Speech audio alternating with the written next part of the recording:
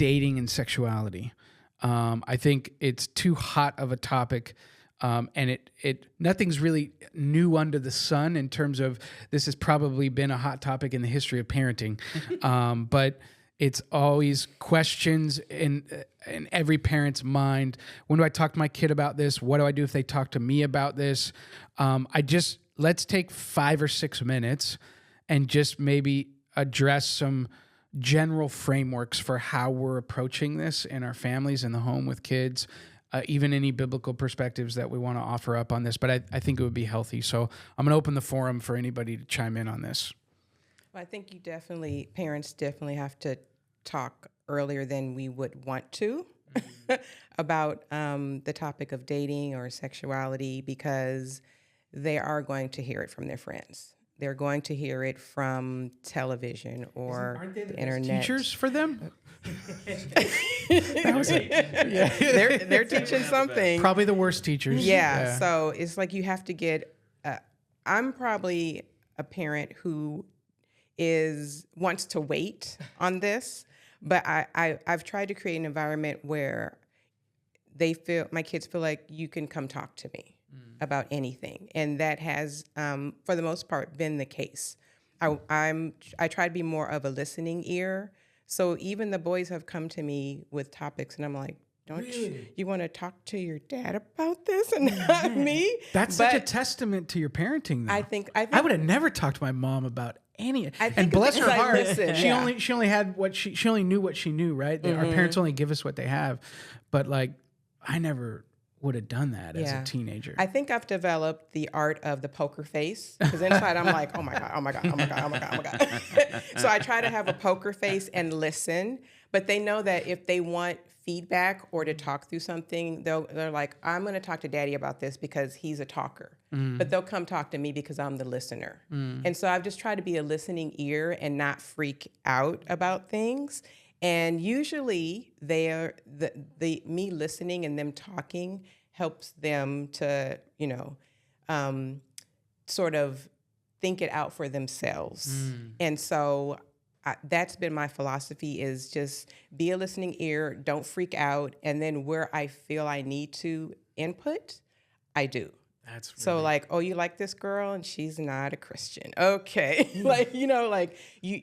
She's pretty, but don't you think you need more than that? So I try not to lecture or, make them feel like I'm judging them, but just, have you thought about everything that you need to think about? That seems so wise, and I commend you for having that kind of discipline.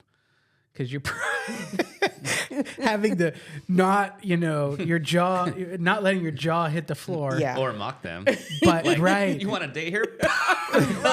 right. In your dreams. But I think it's more like you want to date her, and then it's fear, like, oh gosh, is she going to break your heart? Or, it's like that thing. Yeah. Like you know that they're going to go out into the world, and you've probably broken some little boy's heart before and you didn't want to, but it happens. And so you just don't want your child's heart to be broken.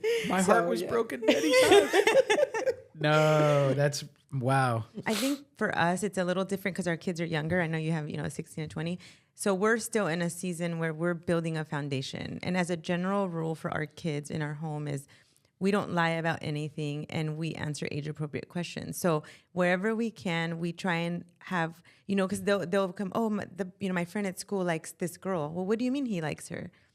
We'll just ask more questions. Well, what does he like about her? What does that mean between them that he likes her? How does it change how they are around each other? So we try and get our kids to kind of break down more of, what do you mean?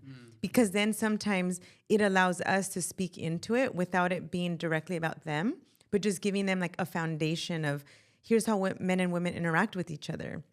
Here's what's appropriate. Here's what's not inappropriate. Well, what does he say about her? Why do you think he likes her? What has he said to you that makes you think he likes her? Or right? And so we try and kind of get at those more formative, like root type things, because they're not yet coming home with, I like someone. And so for us, it's helping, like, especially for our son, he'll mention, one day when I get married, I said, yeah, well, being married is a big responsibility. So here's why. And so we kind of go that way, which usually just eventually he's like, okay, Mom, I was not trying to, like, I wasn't bringing my wife home yet, that kind of thing. But in every small way, you know, we try and just make these small deposits to build a foundation for them to understand, like, this is your body. This is why your body's not your own. This is all the decisions in your life that you make. This is the people that you spend your time with and you give affection to. Like, we try and, because of the season that we're in, just more do the formative work right now of finding the small pockets where we can ask the questions and make the deposits, so that in the future we can draw back on, hey, the scaffolding that we've built, and now we're like putting it more together, if that makes sense. So I think for parents, you know, again, we don't have teenagers, but we did do work with young adults for 10 years. Yeah. And we realized a lot of them, even on the topic of dating, don't really understand the purpose of it. No. So they're having all these root problems, and you're like, oh, the reason why you keep having these failed relationships is because you don't yet fully understand who you are. So identity is a big part of sexuality and even dating, because it's like, if you're not secure in who you are, especially as a Christian, in your identity with God, so many things that relate to other people are just going to get derailed quite easily, because you're kind of on this rocky foundation yourself, and now you're inviting someone else into that. Yeah, it was very telling being able to walk alongside young adults, especially ones that are enamored in the dating process. And oftentimes I like to throw a wrench in there in the middle of the conversations. Everyone's all giddy and talking about who they're, you know, attracted to. And I'd ask a question. I'd be like, hey, can I ask you a question? They're like, yeah. I'm like, are you ready to serve someone for the rest of your life? And we could just hear the record scratch. Like, what? Like, what are you talking about? And it was just my way, because I had a trusted relationship with him. And I think at some point it'll be the way of talking to Jude, that dating is not disconnected from marriage, that it's always with that in mind. Now, I will say this, because everyone has different methods for raising their kids, that it doesn't need to be so serious. It can be casual, but at the same time, it's not careless. Because I tried to emphasize to a lot of young adults, I go, do you really know the power of winning a woman's heart? Like, do you really understand what happens when a woman gives you her heart? Mm-hmm. Like, that is a massive honor and responsibility. And you don't understand that when you spend one-on-one time with someone, you can't predict when that happens. Mm. So you may not be that into her, but because you have gone on a dating rhythm with her, you need to be prepared that she may give it up sooner in terms of her heart than you want to.